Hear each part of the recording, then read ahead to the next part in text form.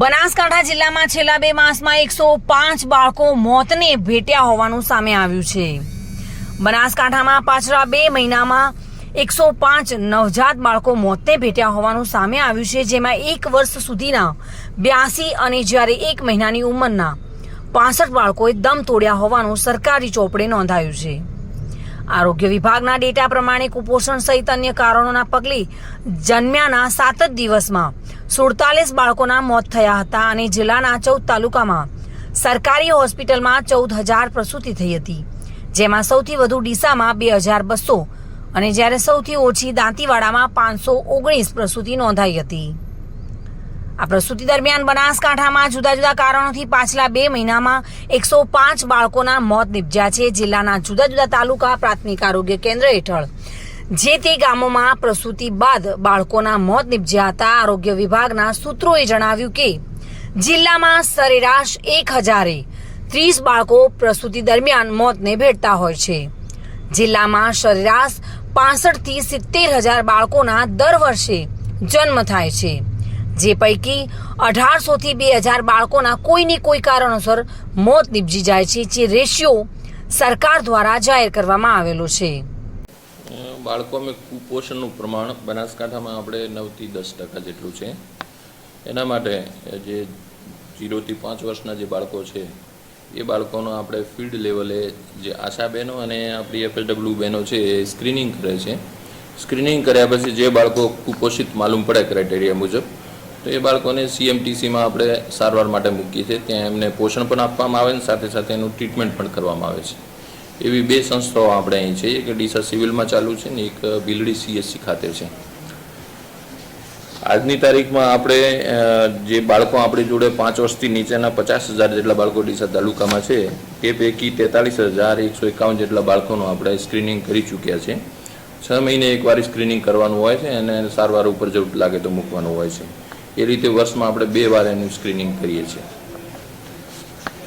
કુપોષણના મુખ્ય કારણો જ્યારે બાળક માતાની કૂખમાં હોય ત્યારથી ચાલુ થઈ જાય છે। માતાને જો સારું પોષણ મળે અને એની સારી જો ANC કેર લેવામાં આવે એન્ટીનેટલ તો બાળક તંદુરસ્ત જન્મે।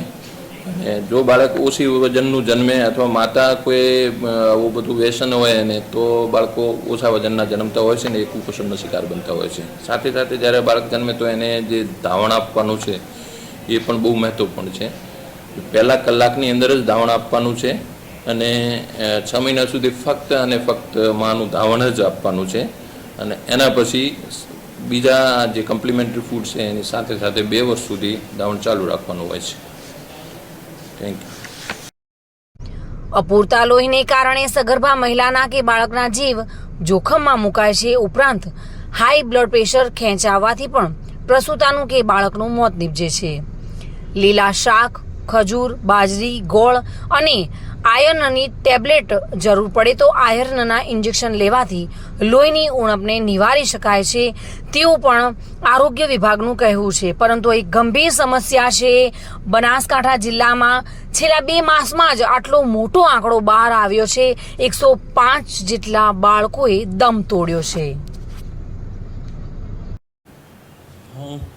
હું ડૉક્ટર હિરેન પટેલ ડીસા બાળરોગ નિષ્ણાત તરીકે કામ કરું છું। મિત્રો સૌ આપણે હમણાં ન્યૂઝપેપરમાં પણ જોયું હશે ને જુદા જુદા રિપોર્ટ્સ ધ્યાનમાં આવ્યા હશે એ પ્રમાણે અમુક બાળકોના કુપોષણને લીધે મોત થઈ ગયા છે। ગુજરાત એટલે આમ તો ડેવલપ્ડ સ્ટેટ કહેવાય અને એની અંદર આ સમાચાર આવે એટલે દુઃખદ લાગણી થાય। ગુજરાતમાં સૌથી છોટાઉદેપુરમાં વધારે પ્રોબ્લેમ છે અને પછી બનાસકાંઠામાં પણ આ કુપોષણથી મૃત્યુના આંકડા જે સત્તાવાર આંકડા છે એ પણ બહુ દુઃખદ બાબત છે। હવે એના વિશે વાત કરીએ તો આવું કેમ બને છે? એના અમુક કારણો છે કે બાળક જન્મે ત્યાંથી 6 મહિના સુધી તો માતાના ધાવણ ઉપર એનું પોષણ થઈ જાય છે, પરંતુ એ પછી એને જે બાળકને પ્રોપર વીનિંગ એટલે કે એની ઉંમર વધે એ પ્રમાણે જે એના ખોરાકની જરૂરિયાત બદલાય એ પ્રમાણે એ ખોરાક બાળકને ન મળી શકે। એની પાછળ પણ અમુક કારણો છે। એક તો અણસમજ, ઘણીવાર મા બાપને ખ્યાલ જ નથી હોતો કે કઈ રીતે એને ધાવણ છોડાવીને બીજા ઉપર લેવું, અને બીજું હોય છે અગવડતા, એટલે કોઈ ગરીબ કુટુંબ છે, કોઈ દૂરનું પર્વતાળ આદિવાસી વિસ્તારનું કુટુંબ છે જેને આ માટેનું ખર્ચ અથવા સગવડતા પણ નથી મળતી અને એના લીધે એમાં કુપોષણ આવે છે. બીજું એક કારણ છે, હમણાં શહેરોમાં જ નહીં, ગામડાઓમાં પણ બોટલ ફીડિંગનું પ્રમાણ વધેલું અમે અમારી પ્રેક્ટિસમાં પણ જોવા મળ્યું છે.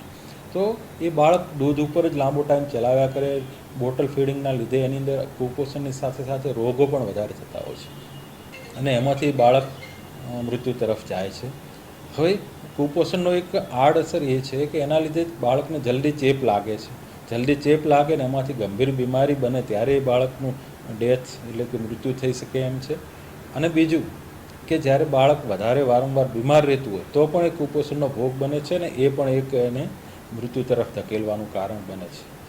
બીજું કે આ કુપોષણને નિવારવા સરકારી સ્કીમો તો મૂકે છે, પણ એ જે જરૂરિયાતવાળા બાળકો છે, જે છેવાડાના બાળકો છે, ત્યાં સુધી કદાચ નથી પહોંચી શકતી. અને જેમ કે એ દાંતા કે અંબાજી બાજુના આદિવાસી વિસ્તારો, પર્વતો વિસ્તારો છે, અથવા તો બોર્ડર લાઇનના છેવાડાના ગામડાઓ છે, જ્યાં અપૂરતા સાધનો સગવડો છે, ત્યાં કદાચ આ યોજના તો છે પણ એનો લાભ પૂરો ત્યાં સુધી પહોંચી શકતો નથી. સરકારે કુપોષણ નિવારણ કેન્દ્રો બનાવ્યા છે, CTC કહેવાય છે, ન્યુટ્રિશનલ રિહેબિલિટેશન સેન્ટર બનાવ્યા છે, પણ એની અંદર જે જરૂરિયાત છે એ પ્રમાણે એનો લાભ લેનારા બહુ જ રેર એટલે ભાગ્યે જ જોવા મળે છે. તો લોકોમાં એ વિશે કદાચ પૂરું જાણકારી ન હોય, જાગૃતિ ન હોય એવું પણ બને. તો આપણે આને નિવારવા માટે એ લોકોમાં જાગૃતિ આવે, જે કંઈ યોજના હોય એનો લોકો સુધી લાભ પહોંચે, લોકો એનો લાભ લેતા થાય અને જે બાળકને જરૂરિયાત છે એ પ્રમાણે ડૉક્ટરની સલાહ લેતા થાય. ખાલી બીમાર થાય ત્યારે જ નહીં, પણ કયા તબક્કે કયો ખોરાક આપવો જોઈએ અને ખોરાક ઘરે બેઠા કઈ રીતે બનાવીને આપી શકીએ, તૈયાર ખોરાકની જરૂર નથી, એ વિશે પૂરતી સમજણ મેળવે મા બાપ, એ પણ એટલું જ જરૂરી છે. કારણ કે આ કુપોષણ એ કાળી ટીકી સમાન છે. આપણે ગમે તેટલા ડેવલપ થઈ જઈએ પણ આ કોઈ આપણા રાજ્યમાં, આપણા જિલ્લામાં, બનાસકાંઠા જિલ્લામાં બાળક ખાલી પૂરતો ખોરાક ન મળવાને લીધે મરી જાય એવું સાંભળીએ ખરેખર દુઃખદની ઘટના છે. અને હું આશા રાખું કે એને લાગતા વળગતા એના ઉપર પૂરતું ધ્યાન આપે અને આપણે આમાંથી બહાર લાવી શકીએ એમ છીએ અને લાવીએ સંનિષ્ઠ પ્રયાસો થકી એવી અપેક્ષા જરૂર રાખીશ. બનાસકાંઠા જિલ્લામાં છેલ્લા 2 મહિનામાં 105 જેટલા બાળકોનો મૃત્યુ આંક બહાર આવ્યો છે અને તેઓએ દમ તોડ્યો તે સરકારી આંકડે નોંધાયું છે. લગભગ 105 જેટલા બાળકો છેલ્લા 2 મહિનામાં મૃત્યુ પામ્યા છે. ખૂબ જ ગંભીર બાબત છે. સરકાર પણ આના પર વિચારી રહી છે, જ્યારે તબીબો પણ ચિંતિત છે. આરોગ્ય વિભાગ હરકતમાં આવ્યું છે કે આટલો મોટો આંકડો આજે બાળકોમાં વધી રહ્યો છે, બાળકોના મૃત્યુ થઈ રહ્યા છે.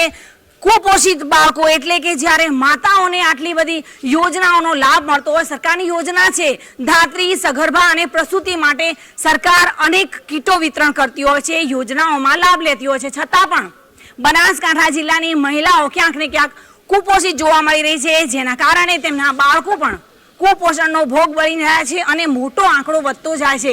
છોટા ઉદેપુર પછી બીજા નંબરમાં આજે બનાસકાંઠામાં સૌથી વધુ નવજાત બાળકો અને 1 વર્ષથી નાના બાળકો મૃત્યુ પામી રહ્યા છે. તેનું કારણ શું એ આજે પણ તે આરોગ્ય ખાતું વિચારી રહ્યું છે, તેના પર સંશોધન કરી રહ્યું છે. સરકાર પણ હરકતમાં છે અને આજે જે આંકડો વધી રહ્યો છે તે બાબત ખૂબ જ ગંભીર છે અને આ રોગોને, કુપોષિત બાળકોની સમસ્યાઓને કઈ રીતે ડામવો તે એક મોટો વિષય છે. તેના પર સરકારે અને આરોગ્ય વિભાગે જરૂરથી નિર્ણય લેવો જોઈએ. Reena Parmar, today news, Banaskantha.